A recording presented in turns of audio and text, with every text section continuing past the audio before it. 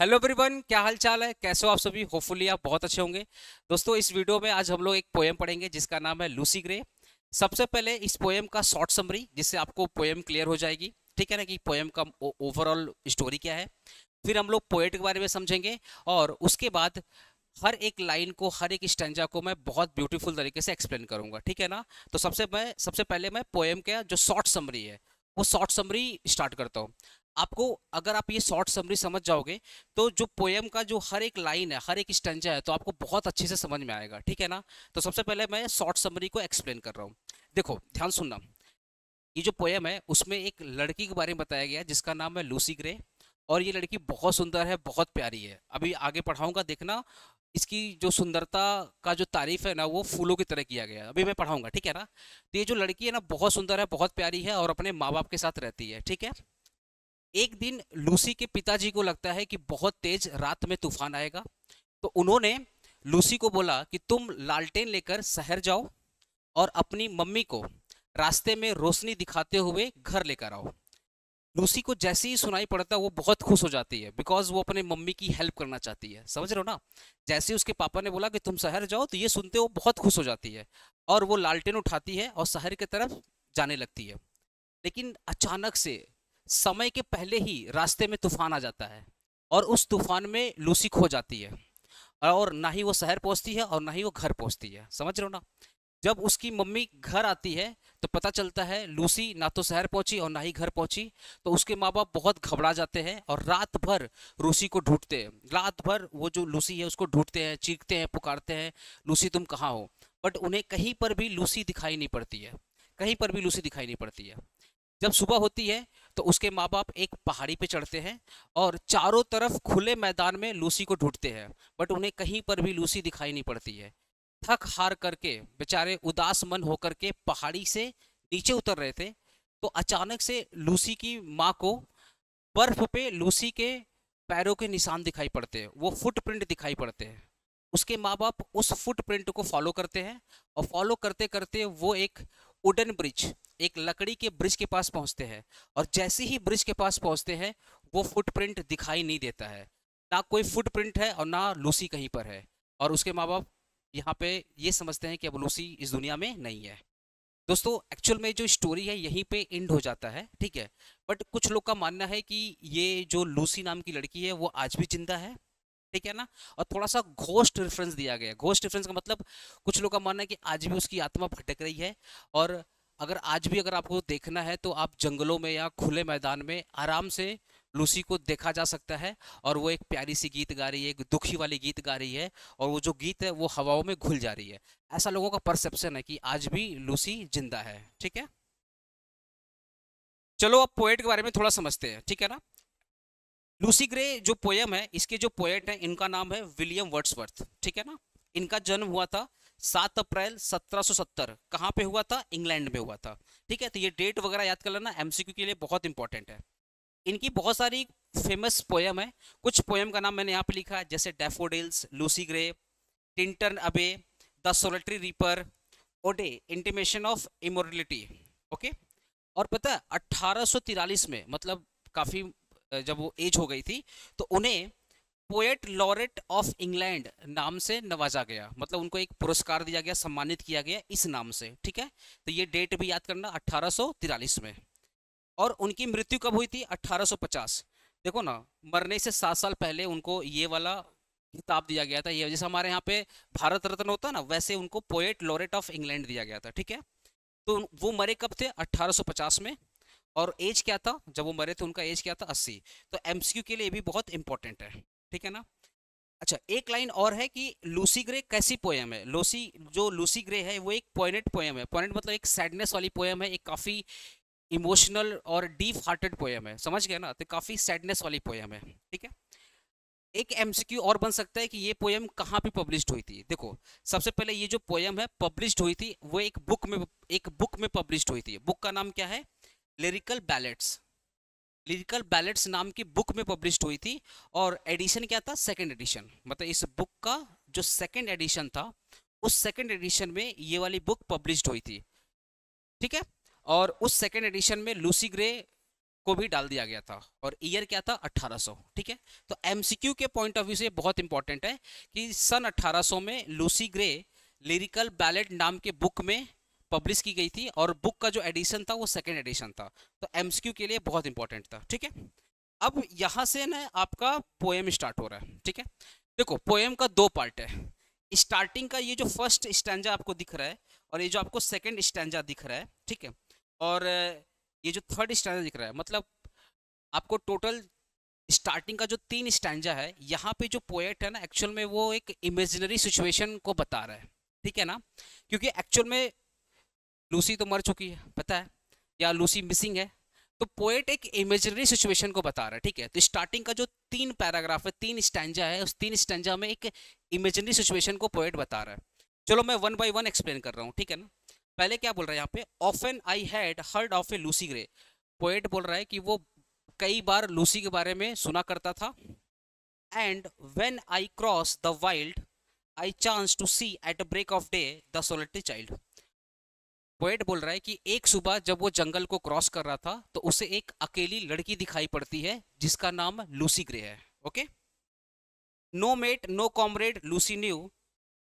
Poet बोलना चाहता है कि लूसी का ना कोई दोस्त है ना कोई साथी है। ठीक है, सी डोलेट ऑन वाइड मोर, और लूसी एक खुले मैदान में रहा करती है।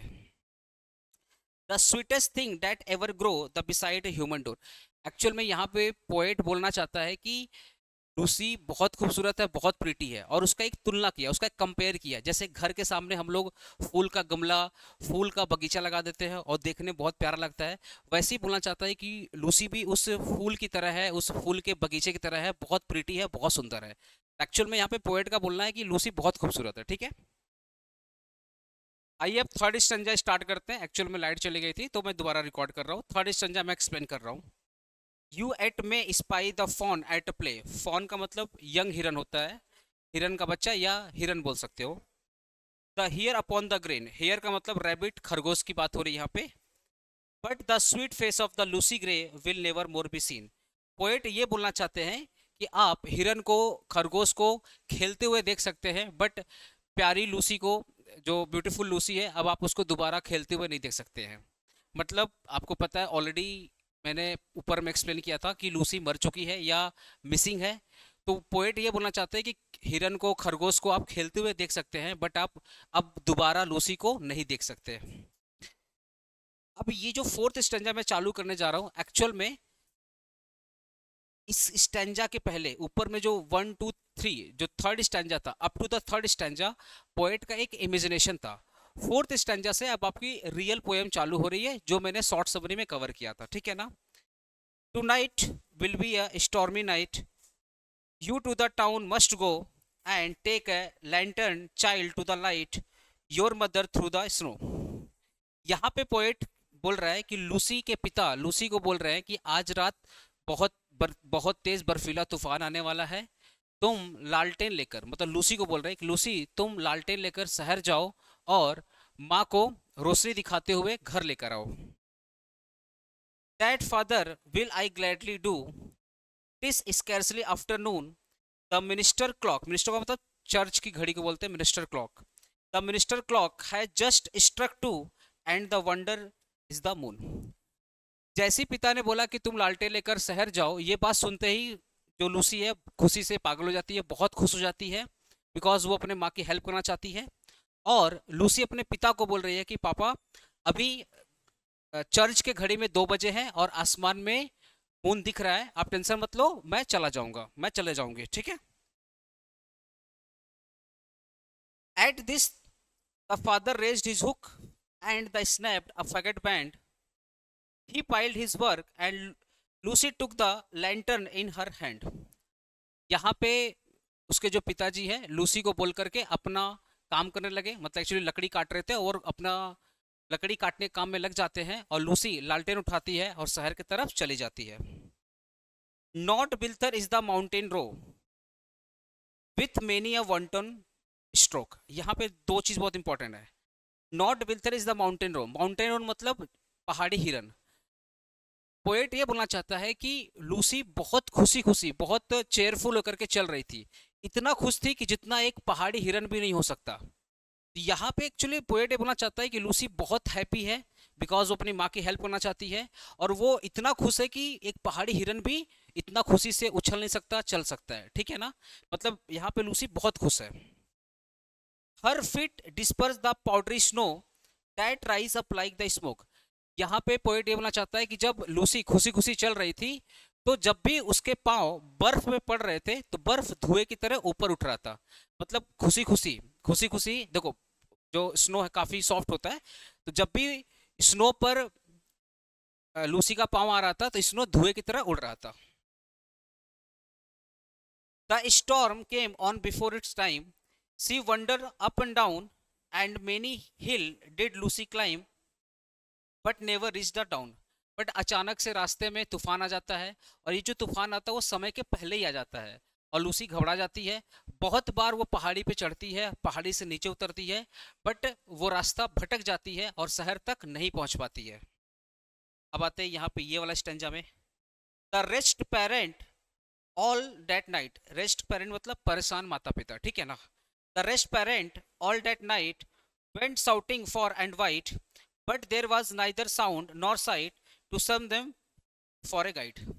जब लूसी की माँ घर आती है तो पता चलता है कि लूसी ना तो शहर पहुंची और ना ही घर पहुंची।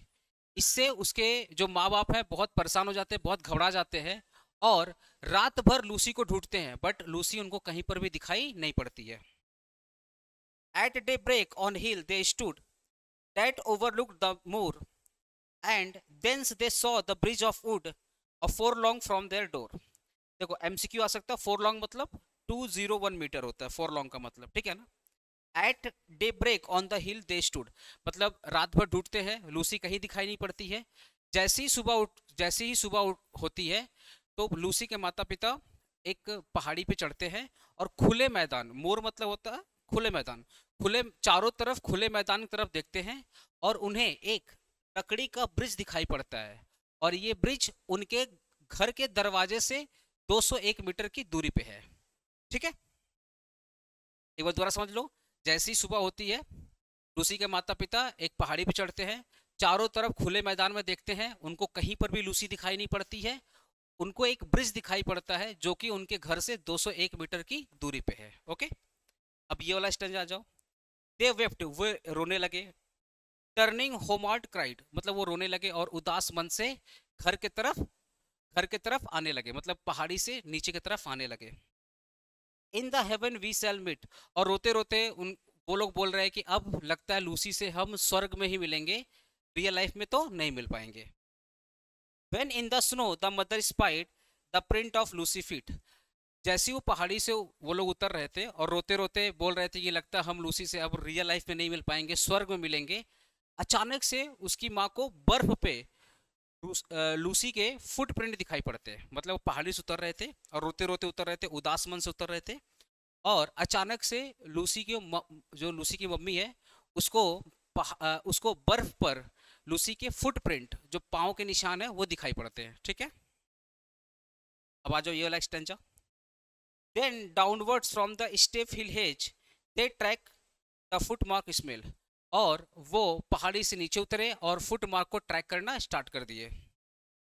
And through the broken Hawthorne hedge and by the long stone wall, और फुटमार्क को ट्रैक करने के लिए वो कटीली कटीली झाड़ियों से गुजरते हुए गए। मतलब एक्चुअली जो तूफान आया था तो जो झाड़ियाँ थी वो ऐसे झुकी हुई थी, मतलब ब्रोकन थी, तो उसके माता पिता फुटप्रिंट को ट्रैक करते करते कटीली झाड़ियों से गुजरते हुए एक लॉन्ग स्टोन वॉल, एक पहाड़ी स्टोन मतलब एक पत्थर, बड़ी पत्थर के वॉल के पास पहुंचे।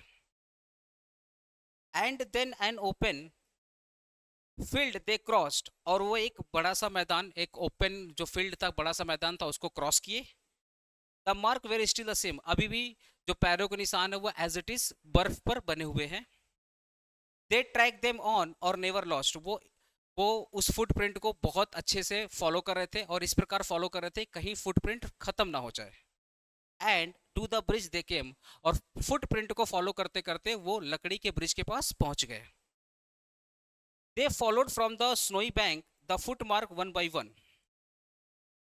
वो जैसे ही लकड़ी के पास पहुंचे, उसके आसपास मतलब जो जो ब्रिज है, ब्रिज के पास में एक बर्फीली नदी थी। वो नदी को क्रॉस करके, मतलब नदी के किनारे से, जो नदी हो नदी के किनारे से फुटप्रिंट को फॉलो करते करते ब्रिज के पास पहुंचे। Into the middle of the plank, देखो ये जो ब्रिज होता है ना, तो लकड़ी के ब्रिज में ऐसे बहुत सारी लकड़ी रहती है, तो इसी को प्लैंक बोलते हैं। तो वो बर्फीली नदी के बगल से फुटप्रिंट को फॉलो करते करते ये जो प्लैंक होता है ना, इस प्लैंक पे पहुंचे। मतलब जो लकड़ी होती है ना, जो लकड़ी की ब्रिज होती है, तो जो लकड़ी होती है उसको प्लैंक बोलते हैं। तो बर्फीली नदी के बगल से गुजरते गुजरते वो लकड़ी के प्लैंक पे पहुंचे। The further they were non, जैसी ही वो लकड़ी के प्लैंक पे पहुंचे, वो जो फुटप्रिंट है अब वो उनको दिखाई नहीं दे रहा है। मतलब यहाँ पे जैसी, मतलब वो लकड़ी के ब्रिज पे पहुंचे, ना तो कोई फुटप्रिंट दिखाई पड़ रहा है और ना कहीं लूसी दिखाई पड़ रहा है, ठीक है ना। मतलब उनके माँ बाप को लग गया कि अब लूसी मिसिंग हो चुकी है। अब यहाँ पे क्या, कुछ लोग का ऐसा परसेप्शन है, yet some maintain that to this day she is living child. मतलब कुछ लोग का मानना है कि वो आज भी जिंदा है। मतलब कुछ लोग ऐसा मानते हैं कि जो लूसी है वो आज भी जिंदा है। That you may see sweet Lucy Grey upon the lonesome wild. और कुछ लोग का ये भी मानना है कि वो आज भी जिंदा है और जंगलों में, खुले मैदान में आप उसको देख सकते हैं। Over rough and smooth she trips along and never looks behind and sing a solitary song that whistle in the wind. कुछ लोग ये भी बोलते हैं कि आज भी वो सी ट्रिप्स अलोंग, मतलब आज भी वो अकेली ऊबड़ खाबड़ रास्तों से, आज भी वो अकेली ऊबड़ खाबड़ रास्तों पे चलती है और पीछे मुड़ करके नहीं देखती है। ये परसेप्शन की बात हो रही है। कुछ लोग ऐसा मानना है कि वो आज भी जिंदा है और ऊबड़ खाबड़ रास्तों पे चलती है और पीछे मुड़ करके नहीं देखती है। और वो एक दुख भरा अकेला गाना गाती है, जो वो जो गाना है, और वो जो गाना है वो हवाओं में घुल मिल जाता है।